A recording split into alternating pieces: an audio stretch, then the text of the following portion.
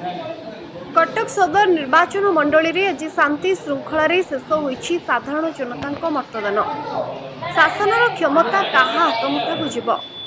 सेप्रति विभिन्न दलर कर्मी मध्य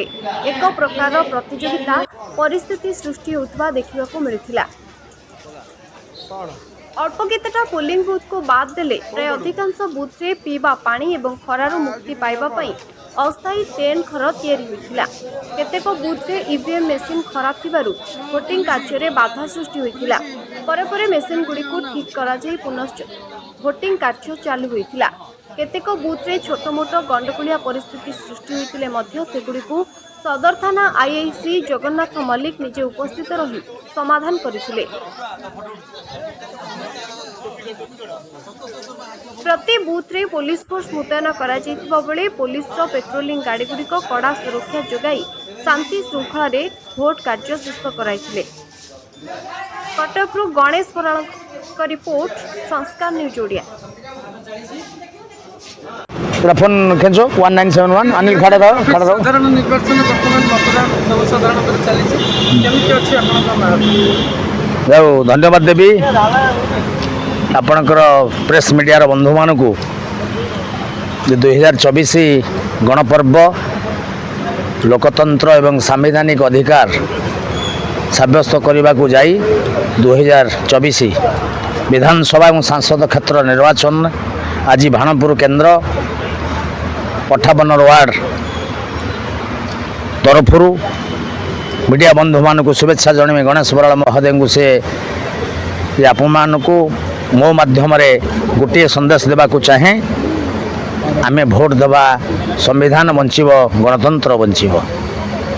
गोटे कथा कही रखा चाहे ओडिशा एभली एक राज्य डेमोक्रेसी को बंचेवा को जाई माननीय मुख्यमंत्री जो योजना करछंती से योजना गुड़िक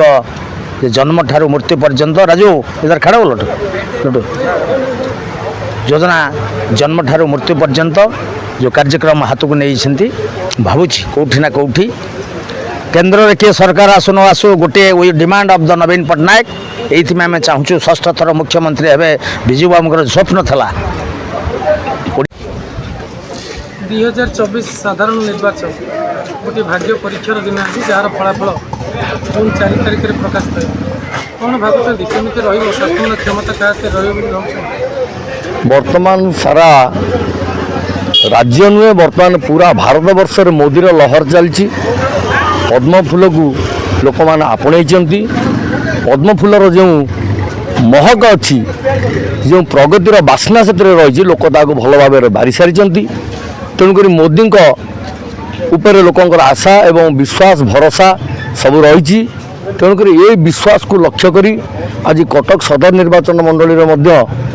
प्रकाश सेठी जे कि भारतीय जनता पार्टी विधायक प्रार्थी तांको उपरे सदरवासी विश्वास प्रकट कर बहुमात्रा पद्मफूल चिन्ह रे भोट दौरान तत्सहित भतुरी महताब जी लोकसभा प्रार्थी मोदी आस्था रखी ये दुई प्रार्थी को विपुल संख्यार भोट दौर सदरवासी को आम धन्यवाद दौचु। सदरवासी निश्चिंत भाव में यह परिवर्तन चाहूँगी बर्तमान शिक्षित लोक मैंने से जो ये संघर्ष जीवन 25 वर्षर एथुरु मुक्त होगा चाहूँगी तेणुक ओडिशावासी चाहूँगी 25 वर्षर जंत्रणा मुक्त होगापी तेणुक आज ये परिवर्तन हवा अच्छी और ये परिवर्तन हवा भारतीय जनता पार्टी आगामी दिन में सरकार करने को जाऊँगी। मसर गणतंत्र साधारण निर्वाचन एक पर्व आज से ही पर्व 2024 साधारण जनता भारत वर्ष पालन करोड़ार जनता यही पर्व को पालन करुँच। यही पर्व आम कटक सदर जी सुख दुखर साथी श्रीयुक्त चंद्र सारथी बेहेरा आम विधायक प्रार्थी भाव में ठिया होती जहाँ जनमानसर मुखमंडल स्वतः जना जाए निश्चित भाव में मानव विधायक प्रति भल पाइबा अच्छी माननीय विधायक प्रति स्वतःपूत भोट छुटुची मत भोट बाउड़ा मतरू आम जहाँ संग्रह करुचु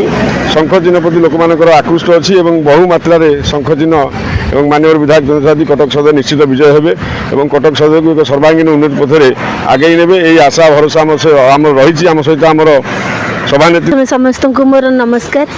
मु केवल एतिकी चाहूँगी जे आमर श्रृंखलित भाव में ये इलेक्शनटा हो जाऊ